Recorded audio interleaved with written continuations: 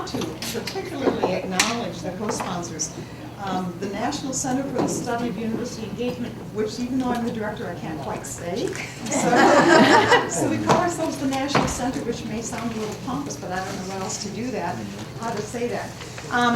We seek to stimulate a greater understanding of how an engaged university mutually enhances faculty scholarship and community progress.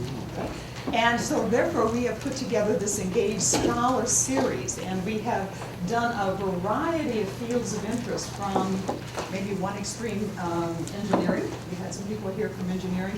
We did recently public humanities. Today we're doing health and public health, defined broadly, of course. We always, when we have the Scholar Series, invite various centers, institutes, departments, colleges across the campus to partner with us to be our sponsors. And so today I'd like to acknowledge the co-sponsors for this: the College of Human Medicine, the College of Nursing, the Office of Faculty and Organizational Development, which is in the Office of the Provost, and of course University Outreach and Engagement, of which we are a part. So those are our co-sponsors this time. It changes every time. Sarena, we are really glad to have you here to talk about this topic, valuing community engaged scholarship in the academy. What this is really about is about challenges and issues. And at the last session, of course, some of the questions began to get right into some of those challenges. Sarena would like to just open up today to let you begin to introduce who you are and a little bit of talking. So Sarena, thank you. We're really glad to have you here. Oh, thanks. And I'm glad that you built this day in a way that we could have some real presentation, but also some real dialogue and discussion. And this session, is an hour and a half, so we have a bit of time to spend together. And knowing that you all also don't necessarily know each other, I think people are also here from community organizations and from other universities nearby. We thought it would be good to take a little bit of time at the start and just have people go around and introduce themselves. And we're not asking for a lengthy, tome on everything you've ever done in your life and everything about yourself. But if you could just tell us who you are, why you came today, and if you have a burning challenge or issue around community academic partnerships in health or beyond, to feel free to share that, and I'll be keeping a little bit of a running list. After we do the introductions, I just had a couple of slides that may or may not pick up on things that you've said, but some of the challenges and issues that we've identified from both academic and community perspectives, maybe as a launching point to really get into a discussion. So you all know who I am, so do you want to start? And stand up so everyone can see who you are. I'm Mary Chen from the College of Nursing for Prevention of Overweight Vegan Mothers.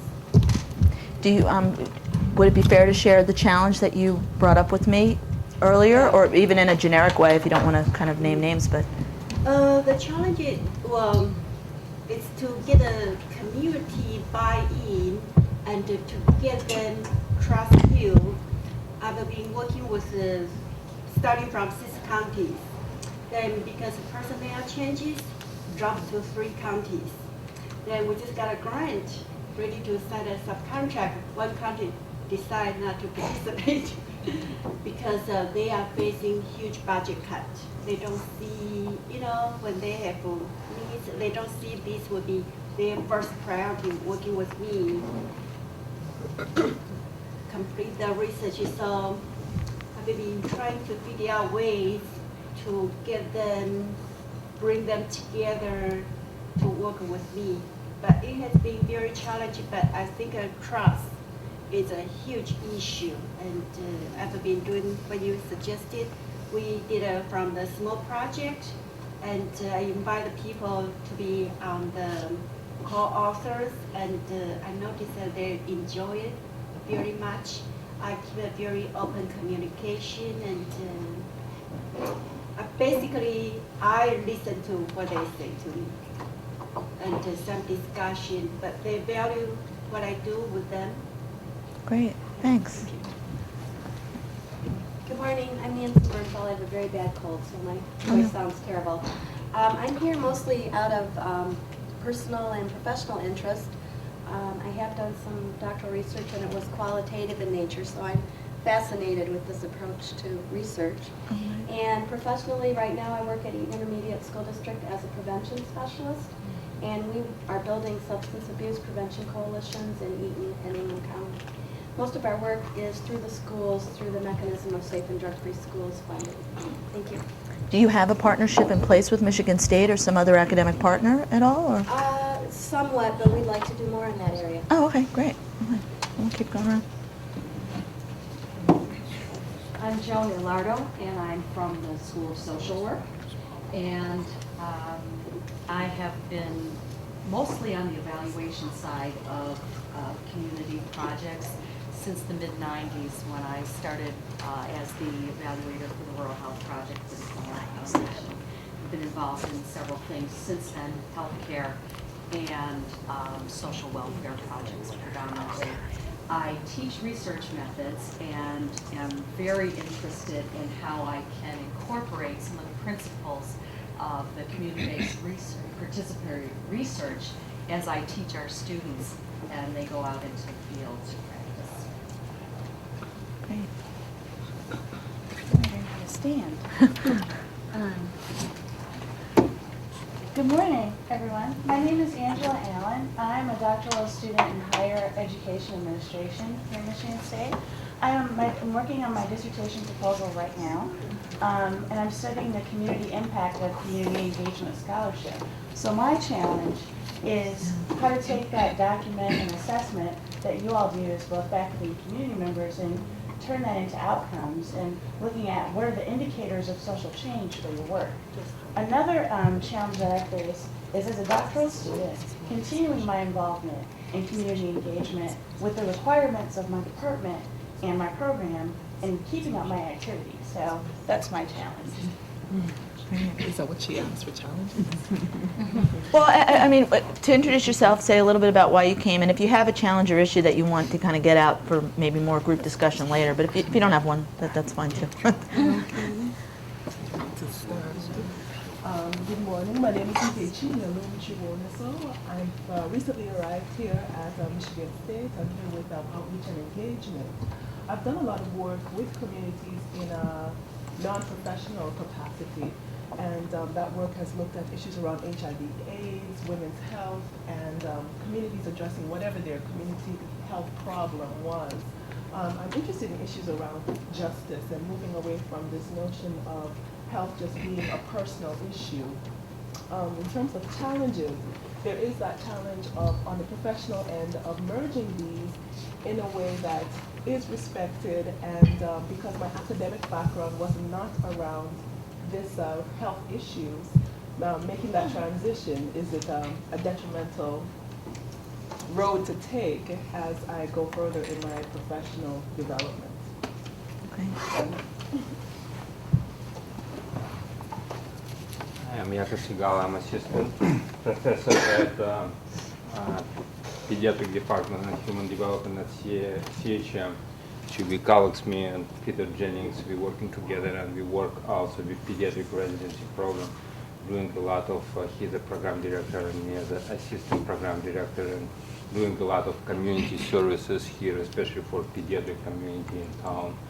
And right now we're running on south side of town pediatric clinic, which based on health department, but we taking care primarily for underserved population. And over there, as I said, we're doing a lot of community services, and right now we're also starting what we call medical home for kids with chronic health issues. And as you said, it looks like it might become like a research project, and we both hold that this type of conference might be really helpful for us.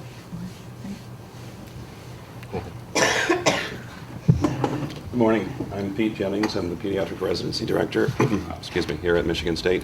As Dr. Siegel had mentioned, I would describe our community-based research as just kind of in the infantile stage right now. No pun intended being. We have started an early childhood literacy program with the National Reach Out and Read program, as well as the Institute of Maternal Child Health. We have just submitted a grant to the Michigan Department of Community Health working on safe sleep practices, and we're in the process of developing a protocol to teach our residents about safe sleep practices and then they in turn will carry this out into the community. We're partnering with the OBGYN program at Michigan State, as well as the Family Practice Residency program at Michigan State. And if we continue to get funding, our plan is to work through cooperative extension, which is something I think very unique to Michigan State, and then spread this throughout the state. Okay. I'm Mikelachlan. I teach English at UDM and a couple other places, and I work with a group, Northwest Detroit Neighborhood Development, and we're trying to develop a partnership with MSU and also a couple of other fine institutions to bring a greater educational presence into a very poor community in Northwest Detroit. And essentially that's what I'm here to learn about and to try to develop. My name is Kirk Riley. I am the Assistant Director of Administration in University Outreach and Engagement, and I'm also part of the National Center for the Study of University Engagement. In a former position, I was the manager of an environmental outreach program in civil and environmental engineering. It just started here in January. And I think a challenge that I confronted frequently, and it's one that you spoke about with the Charleston partnership, that I would appreciate having more discussion of, is the issue of building trust between communities and academia, and how those bridges can be built in order to address the issue of distrust between, especially the communities toward academia. Yeah. Okay. Good morning, I'm Jan Brady, and I'm a new assistant professor in the College of Nursing. Came from the Flint area where I worked with Ella Moulton Green, and so I can fully attest to the time the relationships take. And in fact, we're currently working on a manuscript, submitting it to the new journal out of Johns Hopkins, and I can't remember the name either. So I'm looking for some new areas that I can work on with CBPR because I have a passion for it. So I'm here to learn what's going on in this new community. So nice to see you. I'm Kristen Murray. I'm a doctoral student in the Department of Kinesiology, studying growth and motor development and sports psychology, and pretty much have an interest in youth sports and understanding and getting the positive benefits from sports participation. So I'd like to work within a community setting later on as well, doing like coaching and parent education and building up youth sport programs. Good morning, I'm Terry Werwin. I'm Assistant Dean for Partnerships and Practice in the College of Nursing, and a couple areas I'm involved in. One is in our partnerships with healthcare organizations. We're looking at ways to address the nursing shortage by supporting nurses who have been away from practice to come back in, and partnering with the healthcare organizations to help them in their preparation to come back and welcome them into positions. And we will now be looking at a new project that involves helping nurses transition to more community-based work, and again, working with the health systems for nurses looking to move into settings like hospice, home care, and long-term care settings where there is emerging need based on the aging of the population. And another project working on in this community specifically is with the Lansing Public School System, where we have been working with a number of people from the college with a program with the school nurses, where we've been increasing the number of students that are doing clinical experiences and learning and working with the students, providing some professional development opportunities for the nurses, and now we're looking at other ways that we can serve that community better, having spent the last couple of years building that groundwork. Hi, I'm Delegate Hughes. I'm the chairman of Pediatrics and Human Development in the College of Human Medicine. And I have a very strong interest in community partnerships. We right now we're working with a number of people here to on a proposal to try and create what we call an integrated child health center, where we take all the community organizations that are working in the area of child health and take all our strengths within MSU and come together around the table and see whether we can create something that adds value to the community. Some of that would be virtual, and we're hoping some of that would be real in terms of an actual location. And some of the benefits we see is addressing specific issues that the community has, but also from the university's point of view, having an opportunity to actually engage directly with community partners in research, education, and other needs, and actually fill gaps that are currently unmet in the community for example, we all know that there's a huge mental health issue in the community for children, and hopefully a center or whatever we call it like this will actually enable us to do that.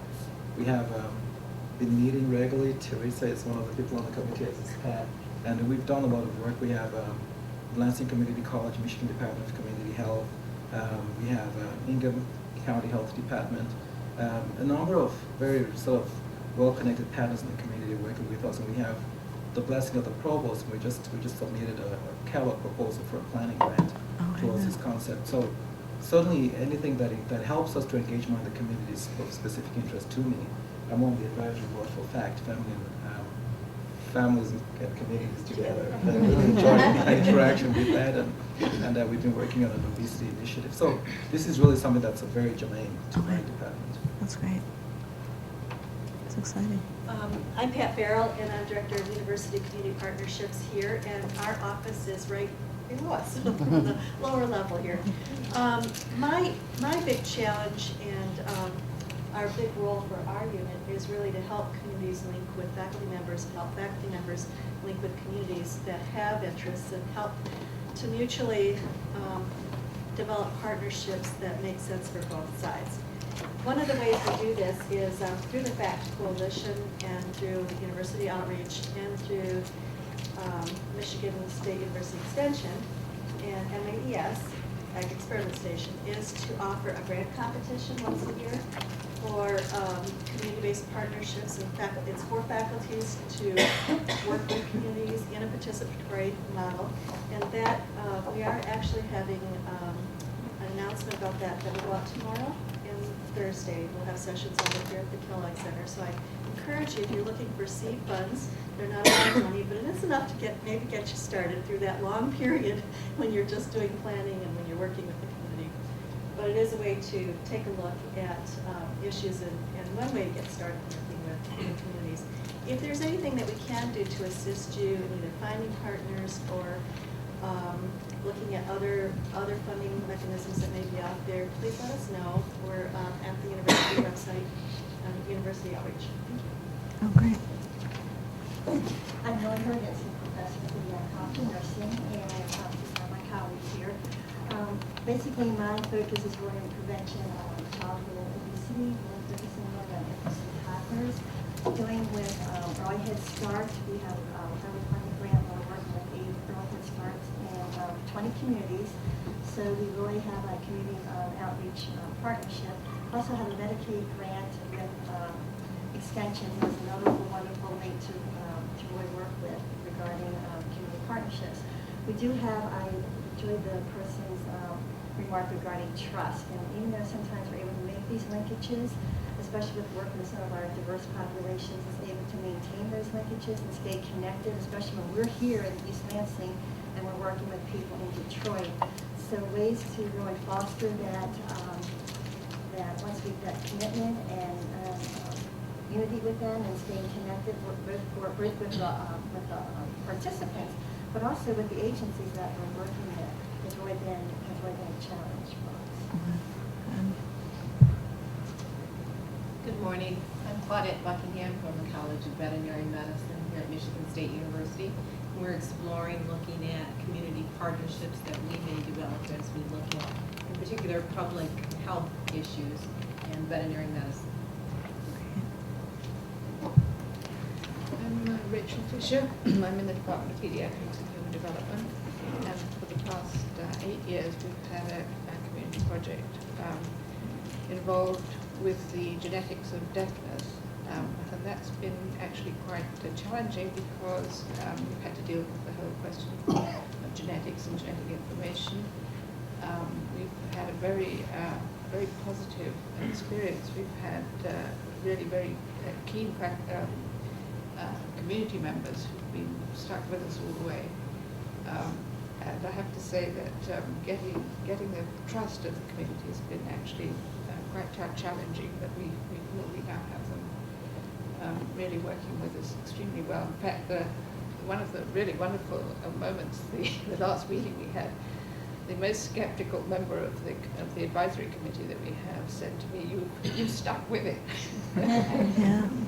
which is really nice. One of the problems that we have, it's hardly a problem, but it's an interesting question, and that is the disconnect that we see between the University ILB committee and our own ethics committee within the community, because the issues that they have are so different from the issues that the academic ILB committee see, and sometimes they're just absolutely opposite. And it's not too difficult to deal with, but it would be nicer if the university had a better understanding of what each particular community that you work with has, because they're very different, I'm sure. Yeah. Okay. I'm Sue Hahn. I'm with Community Mental Health in the Lansing area here, Clinton and Union counties, and we serve individuals with developmental disabilities, mental illness, emotional children and families with emotional issues and substance abuse problems. And I'm basically here just to learn about academic partnerships and how our agency might be able to hook up with some of the initiatives that are going on. Okay. I'm Dozier Thornton. I'm a retired clinical community psychologist who has been permitted to have some space and associate with people in outreach and engagement here. Well, some of my last research before retiring dealt with children and facilitating particularly young Head Start children, their learning of delay of gratification. But now my interest links to these things. It would take too long to clarify how, but I'm working to become better at art, sculpture. And one of my goals there is to see to what extent through art one can facilitate human dignity. And I think that also relates to community engaged scholarship, as I do it. Thank you. Yeah, great.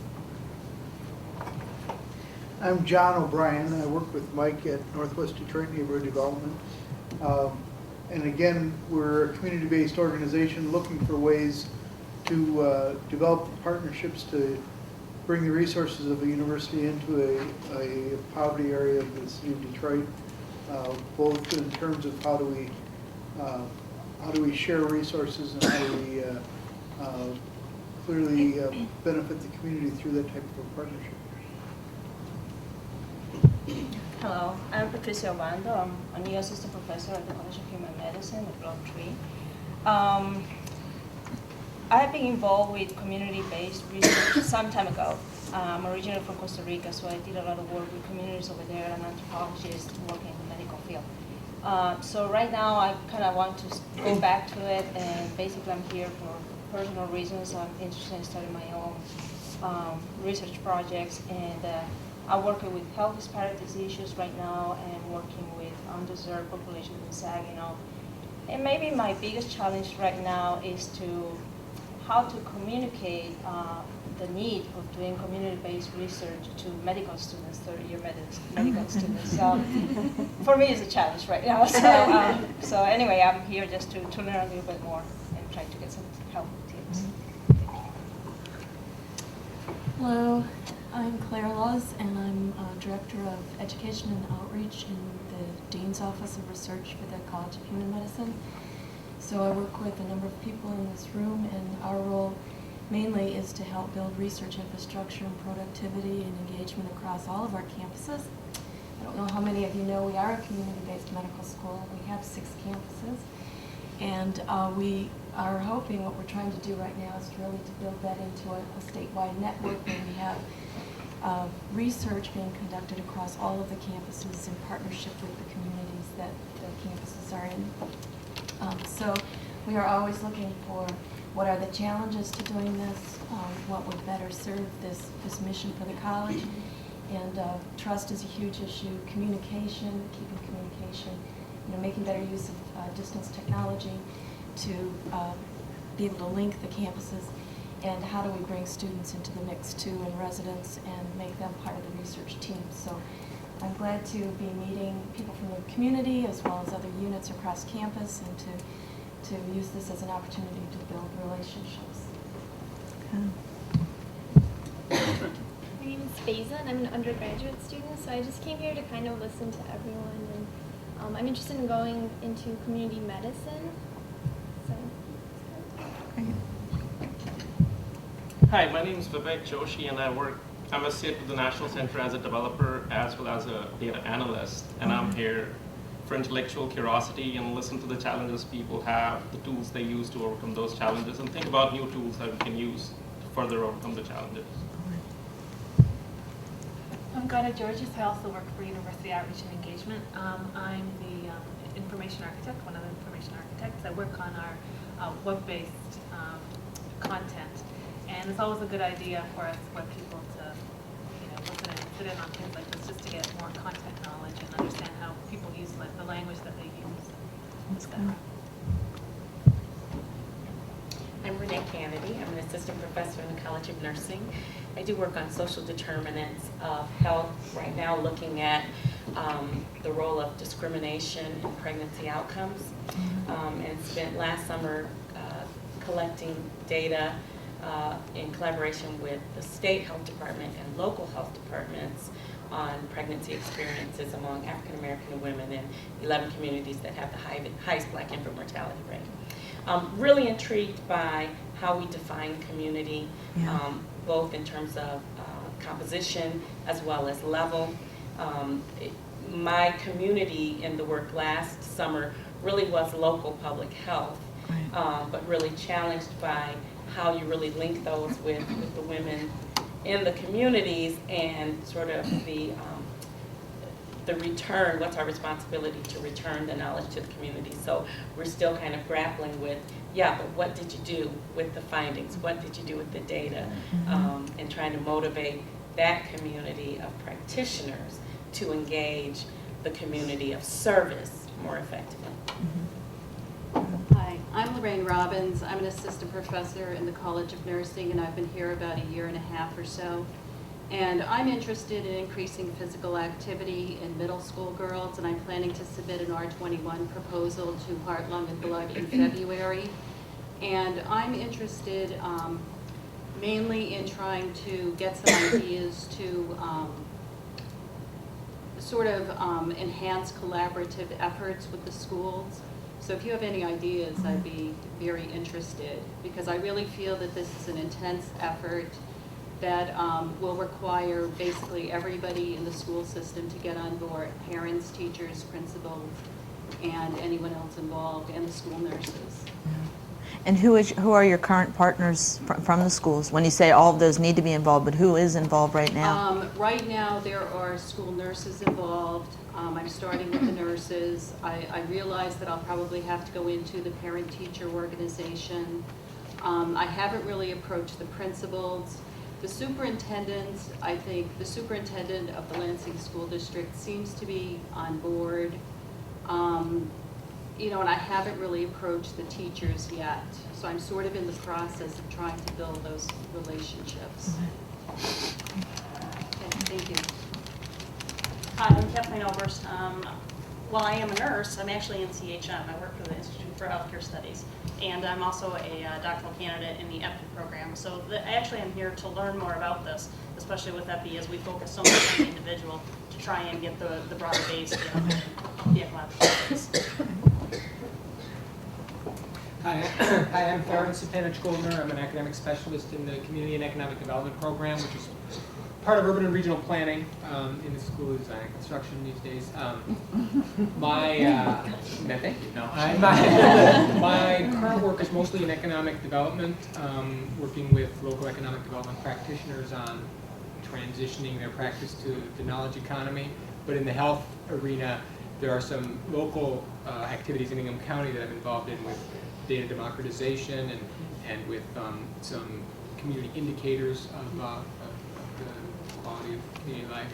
And our biggest challenge, for me personally and in our unit, has been, I think, ours is an outreach unit off campus in downtown Lansing, and I think our challenge has been to deliver on the university side of the ledger, publications and and research that is that meets the criteria for peer reviews.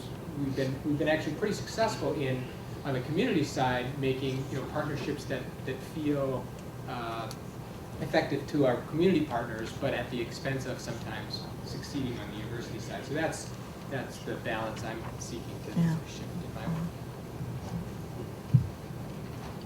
Hi, my name is Marybel. I'm in Faculty Affairs and Development and Human Medicine. On the faculty development side, we work with new faculty and supporting them. We have orientation programs, a mentor program, college-wide mentor program that's been established. There's evaluations of the programs that we do. On the faculty affairs side, we work with reappointment, promotion, and tenure for the college, and that was my interest in how to incorporate some of the criteria into the college process. There's a detailed criteria list that was developed in the college that faculty can look through so they can see what the criteria is for promotion, so we'll be including this portion of it in the process.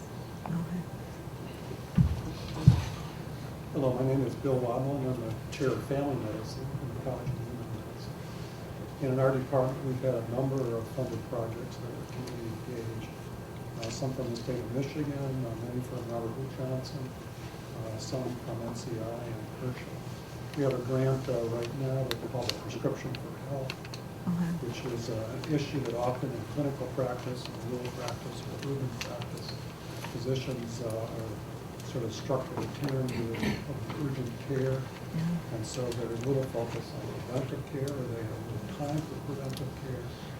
So the model there is using a health educator model, supporting community practices, and we're comparing Flint, Michigan, which is where Michael Moore came from, highly industrial community in the Upper Peninsula, using this health educator model, and it's really looking like it's very effective. Another project that we did in partnership was with Blue Cross Blue Shield of Michigan, with Robert Wood Johnson developing a quit line service for tobacco that is now incorporated as a delivery service by Blue Cross to 6 million people, so we're pretty proud of that. I'm also working with Mary Beth. I'm the Associate Dean for Faculty Affairs and Development. For our college, we do not have community engaged scholarship defined as one of the criteria for promotion. So I'd like to learn how to get that into our criteria. I know your institution, because I was out there actually this past year working with Paul Williams several times. I'm very impressed that you got promoted at the University of Washington, which is a very rigorous place to... School of Public Health, not the medical school, but I don't know, I think I probably would have been promoted in the med school. I had started out there but moved into public health. But I can tell you more about that. So I'd like to learn more about that. So that's one issue. The other issue is that we had difficulty this past year. I was also the PI for AHEP in Michigan. We had the first go-around of funding. We applied for the second go-around.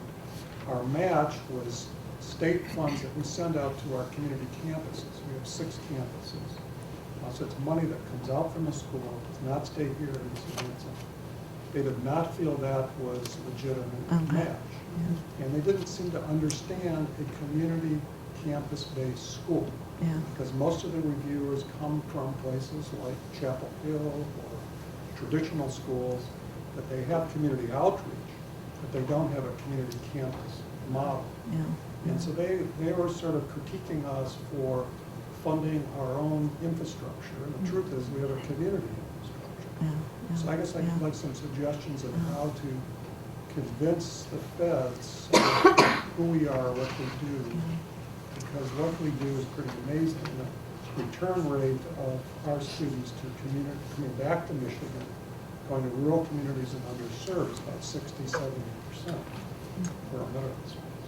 Do you want to just define what an AHEC is? Because not everyone may know what that stands for and what that means. AHEC is Area Health Education, which is federal funds that require match funds by communities for training health professionals, particularly to serve the medically underserved. So it's for all health professionals to return back to those communities and pretty much go to places that are designated medically underserved.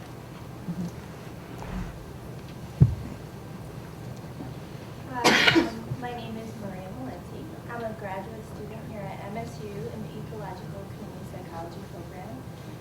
Right now I'm working on my comprehensives and where I'm investigating participatory action research with the youth population. I'm here to learn.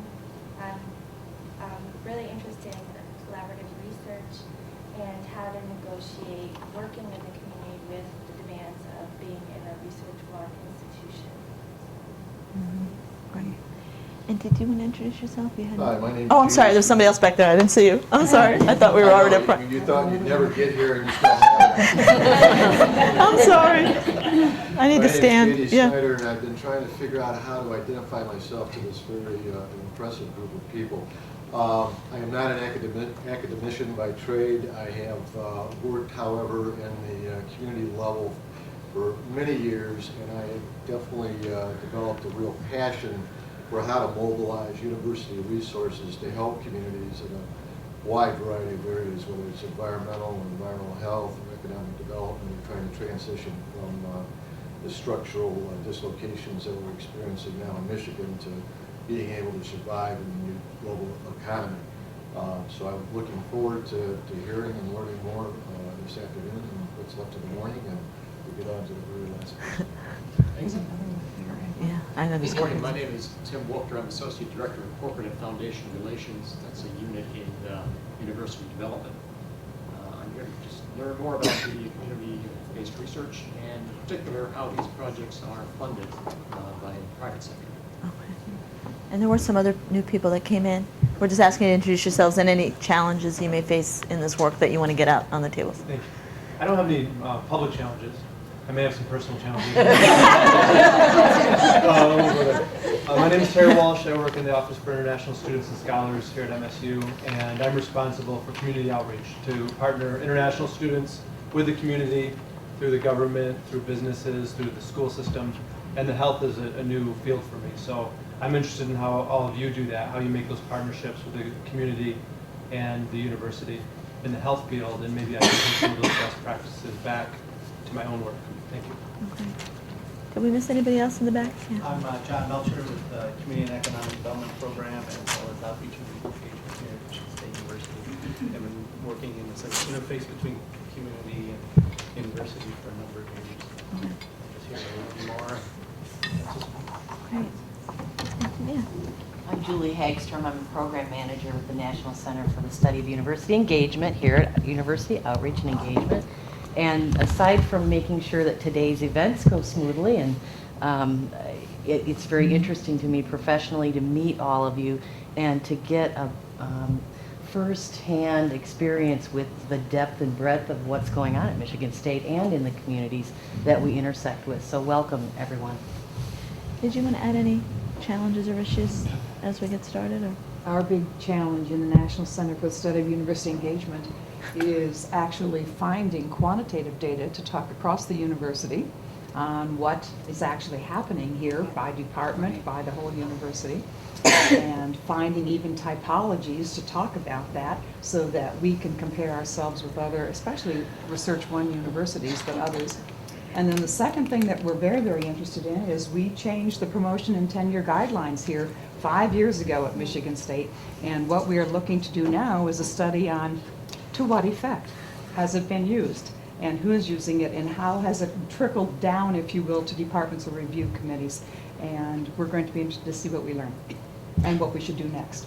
So just picking up on that, the changes that were made, and then you mentioned in the medical school that it's not in the guidelines. So does that mean you have separate guidelines that are different? Okay, so each school sort of adopted its own. Some do, yes. Okay. And thanks for indulging the kind of lengthy time period we devoted to the intros, but that was part of the point, for people to get to know each other and hear what is going on. And so one place to start, I mean, several of you brought up, and it's very foundational to these partnerships, the issue of trust and relationship building, trusting relationships. And I'm just wondering, at least as a starting point for discussion, most of you have an affiliation to Michigan State in some way in this room.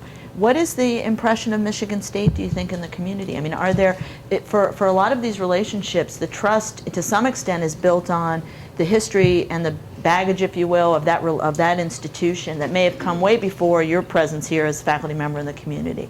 And what is there a collective consciousness in this room of what is that for Michigan State? I mean, are there issues there or not? What kinds of observations do you have about, being a faculty member or staff member working in the community coming from Michigan State? Yeah. The first thing that everybody talks about is the football team. Yeah. And then they talk about U of M football team. So clearly it has quite a high profile with the sports program. It's if you get them to move off there, then they start talking about well, as far as I'm concerned, they start talking about the medical services. Are there other observations that you have? Yeah. I think one of the things is because we're located here in Lansing and the other two research institutions in the state, both Wayne and U of M, are much closer to southeastern Michigan. There is a sense of disconnect that we are not the university that is available to engage and align with southeastern Michigan, which is a tremendous urban pool of individuals and communities in which we would like to work, but we're not always perceived as being the university that is there because of the other two universities' physical location. To counter that, however, I've had personal experience with several faculty from different departments in urban and regional planning and community psychology who have built significant relationships in Detroit and Battle Creek communities with different neighborhoods and different community-based organizations who have taken more initiative over the last 10 years than Wayne State or the University of Michigan in doing different projects in different areas of research. So it might be geographically dependent on what relationships they have with which faculty members and which students on different projects. There certainly are a number of projects where people are very successful, but particularly in my discipline, because nursing is so engaged within the community from those two institutions, we're not really perceived as the local institution. Okay. Yeah, let's go around it. There's a long history of the success of the Extension Service and the agricultural college, which this university was founded on. So when you go to sort of the back areas of Michigan, Michigan State is really out there. And where University of Michigan and Wayne State, University of Michigan has sort of got this global focus. So at the grassroots, there's a lot of respect for MSU among farmers and working people. And I think it translates into other disciplines too over time. So. There was a I hand. think that's true in the city, that yeah. the Extension Center is, there's a perception that the university is set up to be able to have a local presence, and the Extension Center offers that. Clearly distance is problematic. I mean, that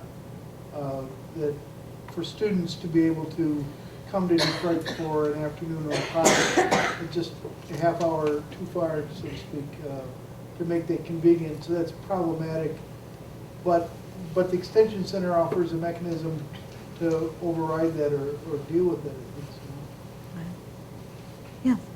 I have kind of an opposite approach. I'm an alumni of Michigan State. I've lived here since my graduation, 30-some years, and I've worked for local agencies that hold time schools and other human service agencies.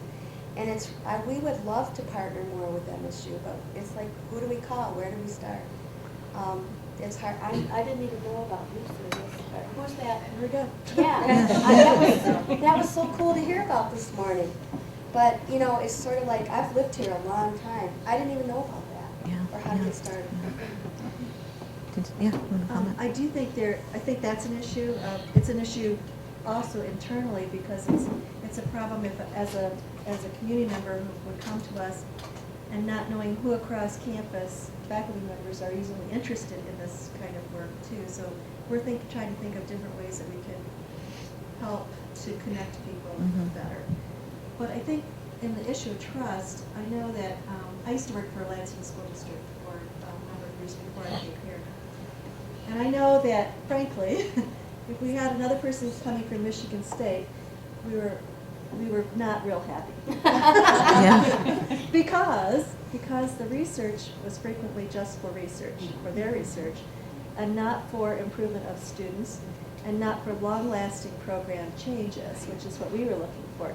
So when I put that hat on, I know that when you're a close community, and maybe the other people in Lansing don't feel this way, but when you're a close community, that sometimes, unless you've had a long relationship in the community with people who realize that you're not going to take that approach and are really going to do a participatory model, like the programs that John does, which are right-based in the community, but which has other consequences for him when he follows more of a community model.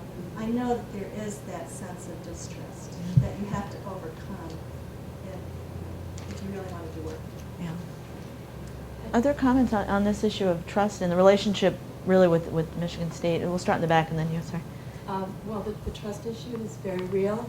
We're, right now, our office is taking road trips and we're going to each of the campuses and talking to community deans and research directors and trying to build this relationship and let them know that we are serious about and sensitive to, I hope, about being true partners. But over and over we hear this history of people researchers from Michigan State coming in, doing their research, not having it be necessarily even relevant to the community, but not sharing the data later and findings later. We've heard several times from several communities this concept of drive-by data collection. We go in, use their patients, get their data, and leave, and they never hear from them again. So it's a matter of really building these trusting relationships and letting people know that we're serious about being true partners and about them being a part of the research team, having the research center around their needs, sharing the findings later, having them be part of publications and all of the products that we value. And it's really a matter of people like Dr. Davies and Dr. Wattle and the AHEC program and getting out in the community and serving the community through research. So it's really a challenge that we're facing, a long history of sort of residual distrust and just not really positive. Now, are you at a point, or do you expect to be at a point where you would be codifying this in some agreement, kind of contract or principles of agreement or a memorandum of understanding with the communities you're working with that spells out your intentions and the principles behind what you just said?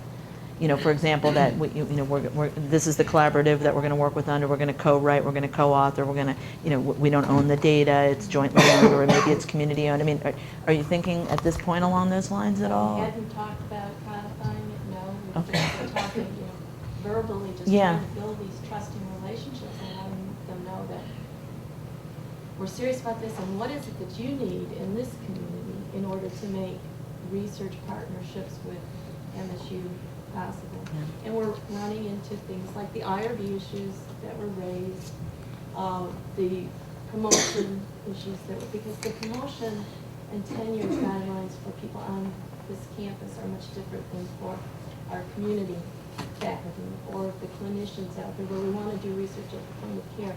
Promotion guidelines, for them might be different issues than it would be for an academician. So just finding out what it is, where we can meet them in their world and build this relationship. There are a couple of really important points you're making in your comment. One is that dialogue process and the listening, and you're not preempting that by, well, we have this grant, or we have to go for this, or we have this deadline. I mean, it sounds like really taking the time to listen and be a part of a discussion. And I think so much of building this trust is earning the trust by the way that you actually behave. Because it's one thing to say, well, we want to and we will, but to really start demonstrating it in the way that you're acting, in the way that you're having these conversations and the responses. I mean, one of the problems I think a lot of institutions get, and not just universities, public health departments and government, is you promise more than you can deliver, or you offer things that you really don't have any control over, and to take it in that kind of slow, developmental step is really key. Well, we've actually had two different communities tell us just that now. One said, because we said, well, what can we do? What can we do? Well, it's just going to take time. Yeah. And you're going to have to come back. You can't come just once and say, look, and show your face just once. You're going to have to come back and back and back. And it's about, going out after this meeting for a beer and getting to know us and Yeah. things like Yeah. that. And another community just recently told us the same thing, that it's really about getting to know us and developing long-term relationships that may or may not have anything to do with a particular project. Right. But just learning about us and our community and showing that you're interested and then following through with what you say you're going to do. Yeah. Well, and that's where those I don't know how many of you were here for the earlier talk, but the questions about is CBPR right for you? You know, I mean, if literally you're sitting there saying, I don't want to, you know, I don't really want to be doing that. That's not what I'm doing in my academic world. Then you shouldn't be doing it. You know, I mean, there are questions about, because it's true. What you're saying is absolutely true. These relationships. Are you spending time outside of the research project? You know, socializing, getting to know people, having a presence in the community that goes beyond the specific research agenda. But this really involves a lot of kind of self-evaluation, I think. I'm not picking on you. I don't mean that. I just mean in general. You know, to be able to really do this work. It really is a very intense relationship building process. Yeah, I'd love to just hear more comments, and then maybe we'll stop at the complaints. And oh, and I'm sorry, you had a comment that you actually wanted to make next. Mine's real brief. Okay. Because I don't have a long history here at MSU, but I know that in working with communities and on CBPR projects, being comfortable with giving up control was always a challenge, and that came down to, we did establish guidelines for authorship, things like that. But when you have community members and academicians writing a manuscript, it looks very, very different. And giving up that control was a real positive challenge. So I mean, that helped cement more relations. How were you able to do that? Was it? I mean, was there some light bulb that went off, or certain things that happened that, or was it just a process of working together and seeing that the final product was actually fine? And right, and being willing to take 10 steps forward and 5 back, and looking at it, trying to see it out of the community's eyes. And obviously their reasons for participating in writing a manuscript are very different from ours sometimes. And trying to find that common ground. And maybe this manuscript would be okay this way, and in another time period, you know, maybe you go the other direction. It's giving up that control. Yeah, giving that up. Okay, that's good. Yeah, in the way in the back. Speaking to trust, it's a commodity that really goes with individuals more so than the institution. We generalize about the institution, and oftentimes, you know, you're going to community, and I don't care what university you're from, frankly, you're liable to be that pointy-headed researcher who's going to come and go, and you get that at no matter what, no matter who you are, no matter how good the work you do. If you're meeting someone for the first time, that is oftentimes a default relationship that seems to pop up. Listen, I'm just sharing with you what I've observed. And that to overcome those is really important. And you overcome that by the kinds of things you were just talking about, time spent and really developing a relationship. But you got to recognize too, also from the university, any one of your departments that you're from, there are people in that department I know you don't like or you don't want to work with. Now, so just think about this. Here's your colleague sitting right next to you at a faculty meeting, same subject matter, same university, same department, same everything, and yet one of you may be very acceptable and able to work, and the other one can't. And it has nothing to do really with the university, with the subject matter, it all has to do with you. Yeah. And I think that oftentimes gets way overlooked in this. And I can have the same personality, multiple personality, like here in the Lansing community. I mean, just in the last week or two, there's one project that I'm out there trying to talk about and work with, and people are really skeptical about it. And yet I go to another neighborhood community meeting, and they go, God, we're really glad you guys have been here for so long, and it's a really, you're one of the only partners that have been standing with us over these period of times and all of that. And so you get the same, and actually I can get this from the same people. And it has to do with, they don't know who from the university is going to be out there working with them. Right. And they have had enough experience to say, you're not all the same. Some of you are okay and some of you aren't. But the default will be caution. By and large. That's just been my experience. Well, and the more, I'll have a few slides to show later, but we had a summit in April of community partners from across the country, and we really learned a lot from their perspectives on working with universities long term. But this came up a lot, that the more savvy partners who really knew how the system worked and how to navigate it, they found the right people. They found the people who really were totally on board with the values and the principles, and then there's vast swaths of the institution that they just didn't deal with, and they knew they really not to. And but it is hard figuring out, and as the woman who just left talked about, I wanted to ask her how she found out about this talk today, because sometimes it is difficult to make an inroad in. Yeah, there was a comment here. I came from Alberta, Canada, about 3.5 years ago, and I just want to bring a couple of ideas to the table about what was going on there. At Alberta Children's Hospital, there was actually an institute that was started primarily to address community-related research questions. Okay. And so the head of that unit was actually judged not by, necessarily whether she had 10 publications in New England Journal of Pediatrics, but how many questions that came from the community that came to her, and actually jointly the community and her went to look out for funding, and actually they got funding from unusual sources, where they were able to actually get some of it through some of the annual drives, for example, that different organizations we have. And she's actually been very successful in this. She's been able to hire a whole team of researchers, because the challenge in academic institutions is that we train our investigators to think primarily about their own investigator-initiated research. Right, yeah. And so now we ask them, somebody comes with a question, if it fits in with their research project, all well and good, then it's a natural fit. Right. But if it doesn't, then it becomes a real challenge.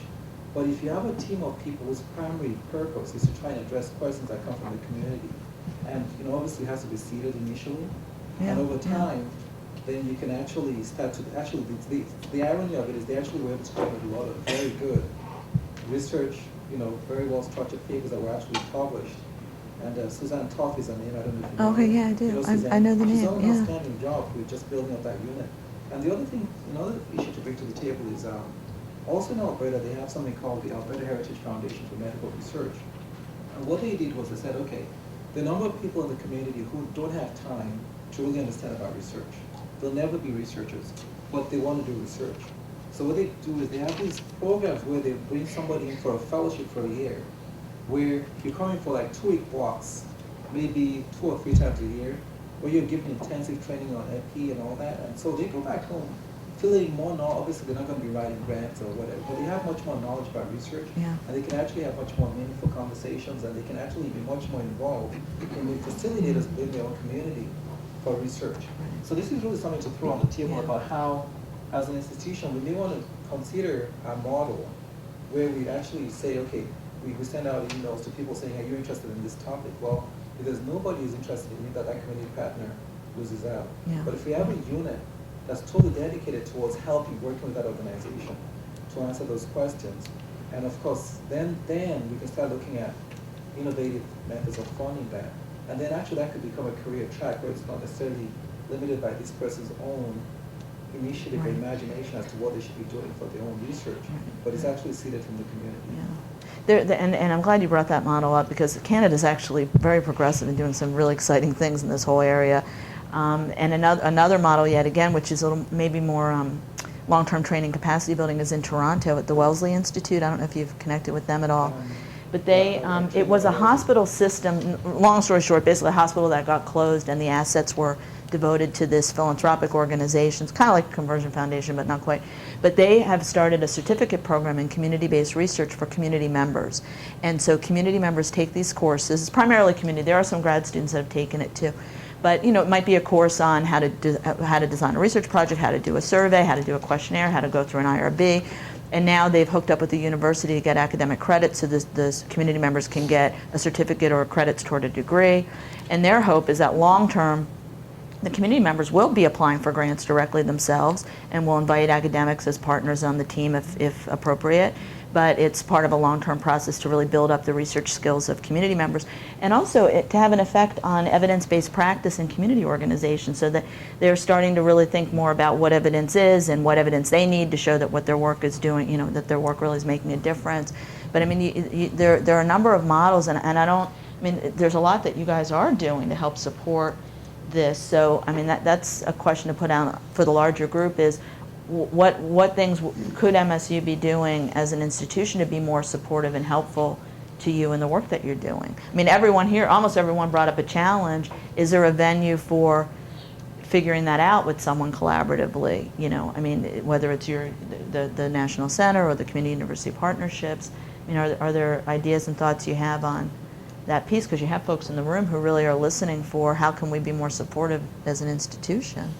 I'd like to thank you because I actually did my internship at Wellesley Hospital, and I never knew what happened to all the money that from the so I'm glad to know. You know what I'm gonna?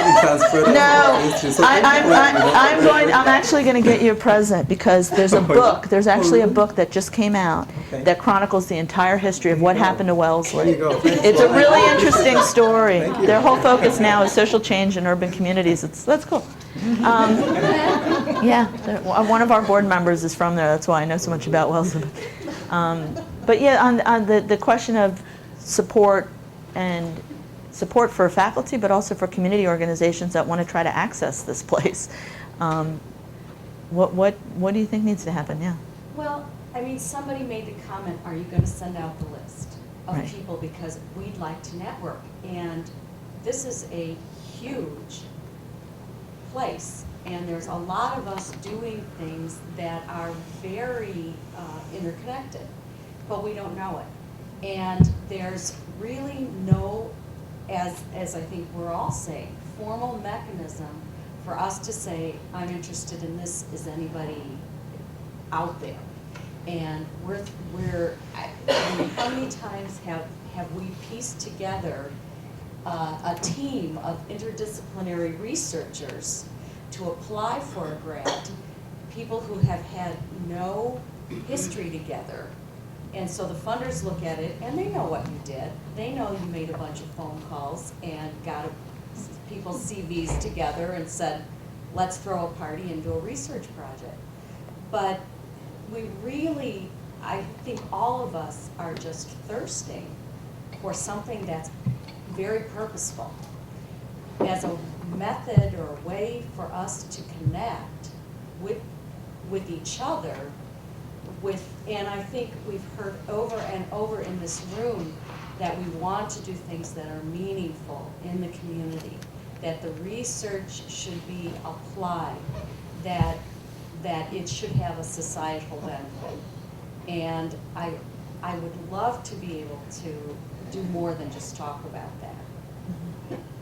I think you have a volunteer for your first. No, I'm just kidding. But no, other comments on that? Yeah. I think actually that it's interesting what you say, but I think that it can go much deeper into the university. Actually, our project interfaces with the community in a really meaningful way, but we take it right back into the micro and to the molecular biology lab and to the kind of the test tube gene state, and it flows very neatly, and the information goes both ways, because what we learn we take back to the community. They're really interested in being able to know about it. So I don't think it just has to be community-based researchers all working together. I think it has to go back right into the heart of the university as well. And one of the comments from this Community Partners Summit that really was said over and over is that from the community perspective, that these partnerships often don't get anywhere near social change and real social justice. And one of the issues that came up a lot, which is something that universities have a lot of control over, is who they admit as students, and just the opportunities, the educational opportunities, if not, admitting a student from this community. But and several of the partners in this discussion talked about how they negotiate as part of their partnership. In fact, I'll give you a real-life example. Vicki Ibarra, Yakima Valley Farm Worker Clinic in Yakima, Washington, who basically their agency says, if you want to work with us, we'd love to partner with you on research. We want to understand the migrant population better and serve our clients better, et cetera, et cetera. But we want to have access to our Hispanic kids to the University of Washington. And so they're not at the point, and I don't know if they will be, but demanding like certain slots or whatever.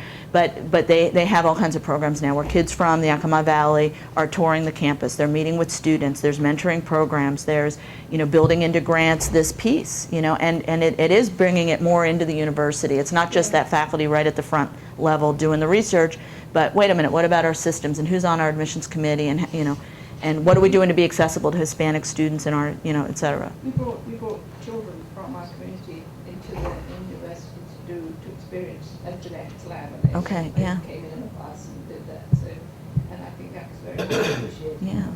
And it does, it builds capacity and some accessibility and understanding of new fields for these students. The other element of it that came out in the summit was, you know, just as powerful as it is right now to have folks primarily from the university in this room, what about a similar room like this with all the community partners that you work with, talking to each other, you know, about what they're doing with the university, how they've been able to access it, and then expanding out beyond that to those that don't even have any idea how to access MSU. There's a real network, I think, to be formed from the community partners too, to learn from each other. Another partner may not know that this would even be a possibility. Oh, that'd be great for kids in our community to have that kind of experience. But if they're not talking to each other about it, they're not necessarily going to know. Yeah. Yeah, another test of university investment is to actually put tenure lines out into communities. And we've had a couple of those in our college, and that have been really successful. One was in the Upper Peninsula, and the person out there obtained full professor status and established a whole network of research involving staff of clinical practices as well as physicians. And what else do you do in the UP in the winter, basically?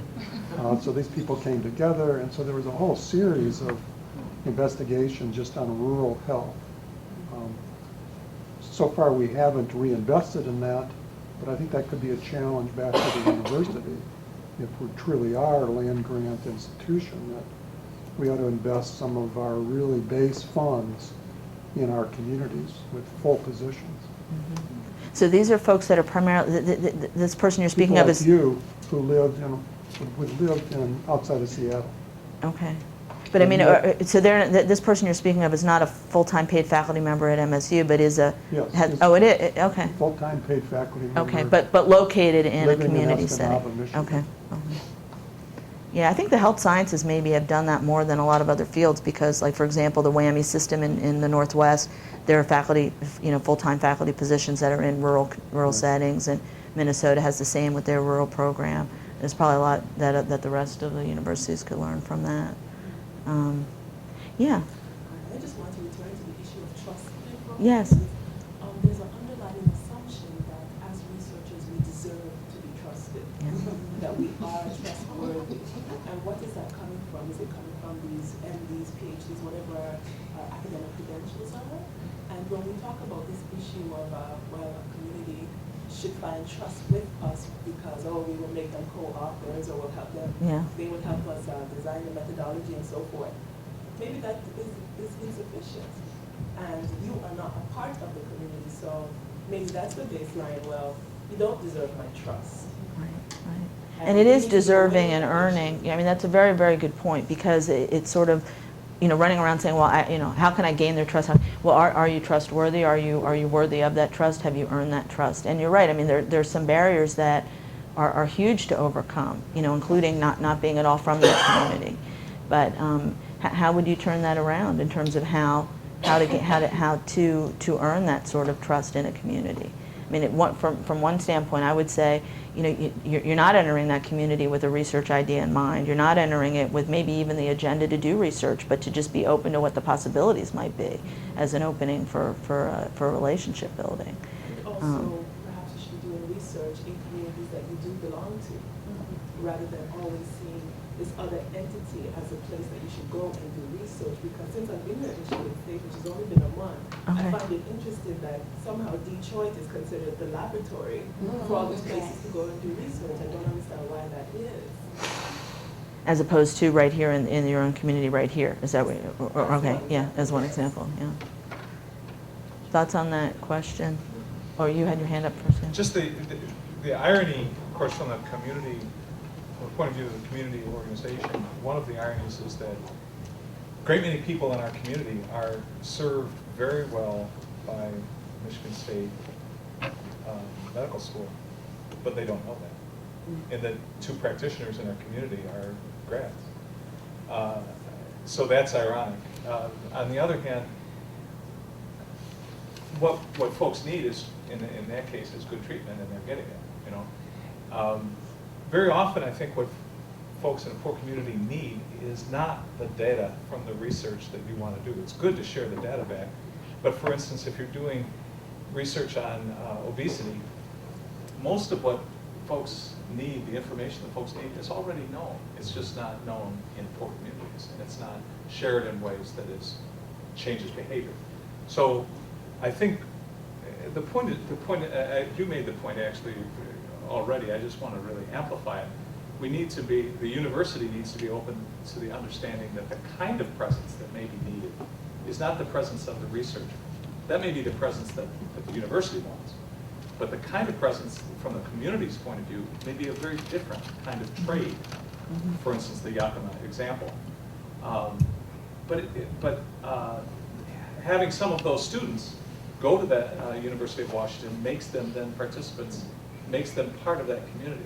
But similarly, having the university establish a permanent presence, as you have in Youthville and Detroit and a variety of other places, is another way of saying, you know, we're here, and we're here with what you need, which may be early childhood literacy, as Pete alluded to earlier, or maybe some other obesity training, or maybe something that leads to a degree for someone.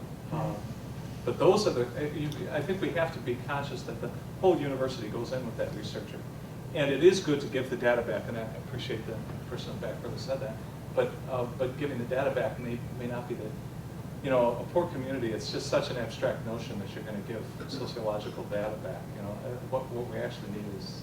But where I've seen it be really successful is when it's research that's used, the findings are used for policy purposes, policy and advocacy purposes. So for example, one of our members, Carol Horowitz, Mount Sinai School of Medicine, she's done a lot of work in Harlem with many community collaborating organizations on access to fresh fruit and vegetables in Harlem. Now, from one standpoint, you could say, well, did you really need data to show that there aren't places? But, for policymaker purposes, it was very influential to show the GIS mapping of where places could be, where fruit and vegetables could be obtained and how much it costs. And if you had, here's your average income in Harlem, this is what it would get you if you went shopping in your community. And taking that to the council, the local council, and also interesting now the council members are behind getting a supermarket built. So there's policy implications of the findings of the research. So it's not so much the study itself that really made the difference, but the partners were there to do that advocacy, and the researchers oftentimes are not necessarily either able to, skilled-wise, or for their academic position, able to really take it to the full. But hopefully the university is thinking about bringing the vegetables too. In other words, you might have to prime the pump a little bit. Yeah. Well, look, Portland State University, they have the most incredible farmers market on the campus of Portland State that's serving a very broad community. Stepping up to the plate in their own way that they can serve. Yeah, sure. Oh, let's hear from some people that maybe haven't spoken in the back. Sure. I'm a graduate student, and I'm really into learning about participatory action research. And I'm also torn because I understand with professors and tenure and that process, they're getting maybe changes there, but as a graduate student, you're kind of pushed through the program and developing your own research agenda as far as like participatory action research. The programs don't want you hanging around 5, 6, 7 years to get your PhD. So really it's the how-to of kind of the system is how do you learn participatory action research if you're pushed through a program and not really developing authentic community partnerships, and then you get your PhD and you really want to do an authentic participatory action research, but you don't have the knowledge or the how-to to get it done correctly, and that. So I'm just kind of dealing with that. Well, one question I would ask, and I just don't know for Michigan State, are there faculty here that have long-term relationships, partnerships doing CBPR that then grad students can become a part of? It's a lot to ask at a graduate student level to be doing the whole thing. But where I've seen it work really well are when there are centers, like for instance these CDC prevention research centers or NIH funds export centers. Not all of them are necessarily doing full-blown CBPR models, but those that are graduate students are coming through doing pieces, maybe you're seeing elements of the project, or you're seeing different pieces of the participatory process at different phases in different research projects, honing in something that you can get that dissertation on.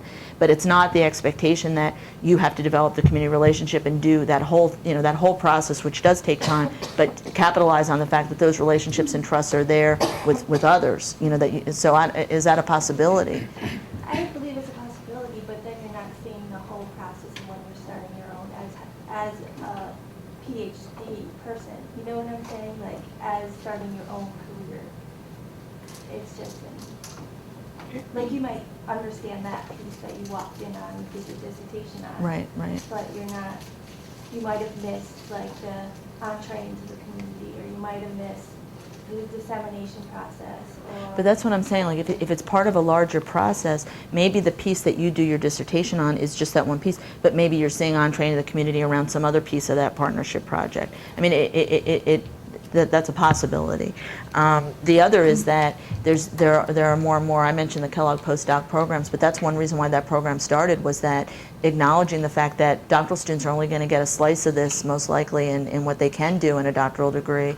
And it's a 2-year, in fact, it started out as a 1-year project, and then Kellogg funded it for 2 years because they realized to do a postdoc in CBPR, you needed that length of time for that kind of community building.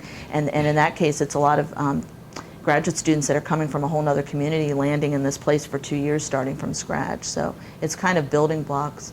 But are there comments that people might have or suggestions on that question here? I think the assumption that there's some value in coming in and starting something from the ground up is probably inappropriate. And kind of coming back to the earlier comment, that if you're coming in for a short period of time, it makes sense to be assuming that you're part of a larger collaboration, that you're standing on somebody else's shoulders, and to recognize that that's the real part of the process. The process is not starting over every time and somehow assuming that you're going to be accepted into the community, or that somehow in a short period of time you're going to develop some level of trust.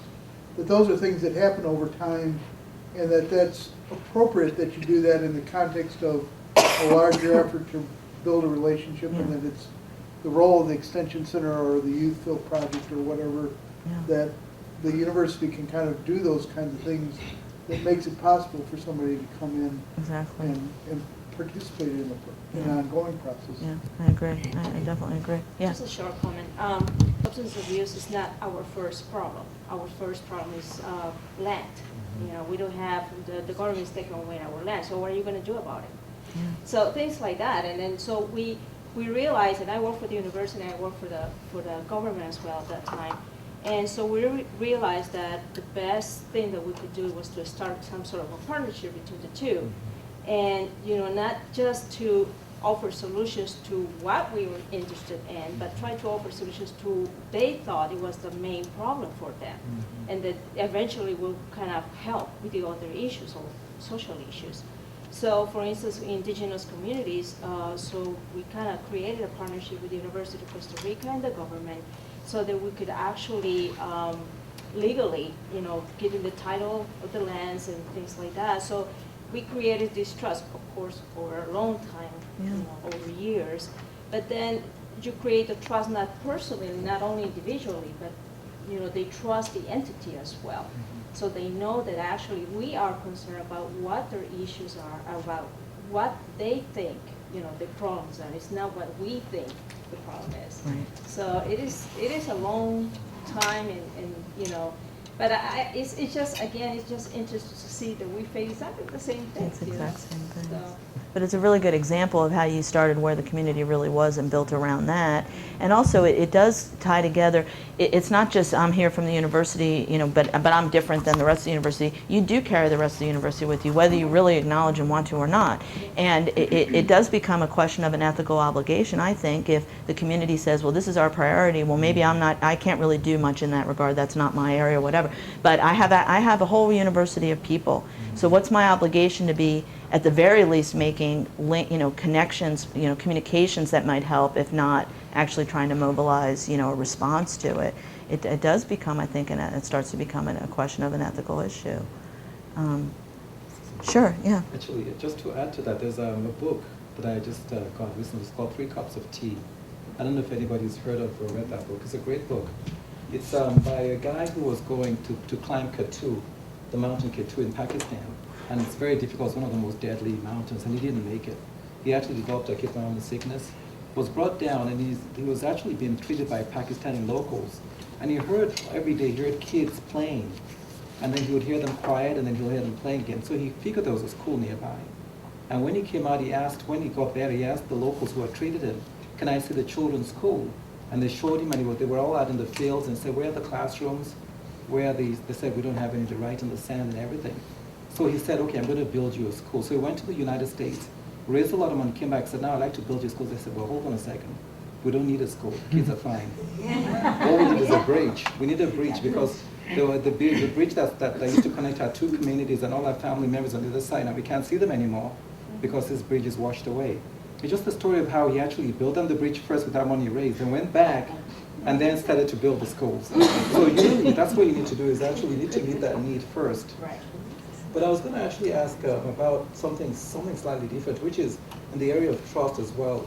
Sometimes when you're a researcher and you're working with the community, the findings of the research are very sensitive to the community. And they actually don't even want you to publish. I mean, they're worried about embarrassment, loss of money. And how do you handle that? Because on the one hand, you sort of, as a researcher, you feel a strong obligation, obviously, to publish this and get that information out. And it's your career in line. But on the other hand, if you publish, you really break that trust. And it's going to be difficult to go back to the community the next time to work with them. And you know what communities have really taken that on is the tribal communities, both in Canada and the U.S. that have, in Canada it's called the OCAP principles. The acronym I'm going to forget, but it's control and ownership and participation, but where they own the data. So tribal councils, many of them now, I mean, they won't let anything out that they have not read, reviewed, signed off on.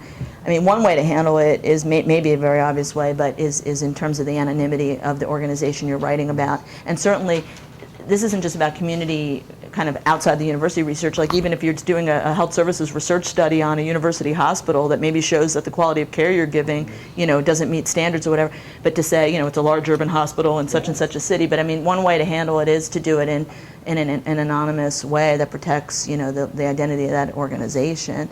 I think the iterative process of talking with them about the interpretation of it might actually end up having some different, maybe what you're seeing is actually there, but there may be some other interpretations or other angles on it that they can bring in that would be useful to write about, as well as, as what was found that was sort of on the negative side. But have any of you faced this in your own work, that kind of, what have you done? Well, you've done a lot. You were telling me all of your evaluation work. And how have you handled that in terms of disseminating? Well, a lot of it is exactly what you said, getting their interpretation on it, talking to them, having them have a lot of input on what the conclusions are about the data, but then saying that you have to be honest to the process too. And most of them are willing to do that because you've done the groundwork in the front of building the trust. But there have been times when I've done things where you come up with, say, something like an increasing length of stay. But if the increasing length of stay is producing better long-term outcomes, or at least intermediate term, then it makes sense. Because in the long run, what they're doing is successful. So a lot of it is the interpretation. And I think part of too is, and this doesn't solve the problem, but being very upfront from the beginning about what all the possible scenarios are. Right. When you're developing that research partnership, well, there's a scenario in which we're going to find that this program really doesn't work, or it does harm, or and really how we're going to respond to that.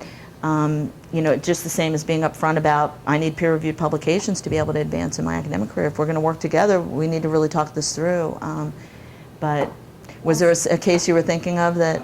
Yeah, I'm aware of at least a couple of scenarios there where the data was sort of very sensitive, and it involved possible loss of funding to the community. Interesting, yeah. And so it was contentious for a while. We were able to resolve it. Yeah.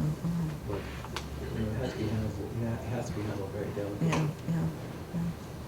It's a major consideration. Oh, we're getting a tea in the back. I'm sorry. It's almost time. It is, yeah. It's almost time. I hope I conveyed accurately at the start that this was going to be discussion-oriented because the morning and the afternoon are kind of, more presentation-style discussion. But I hope that it was helpful to get to know each other and hit some of the important challenges that we face. Thank you. Yeah.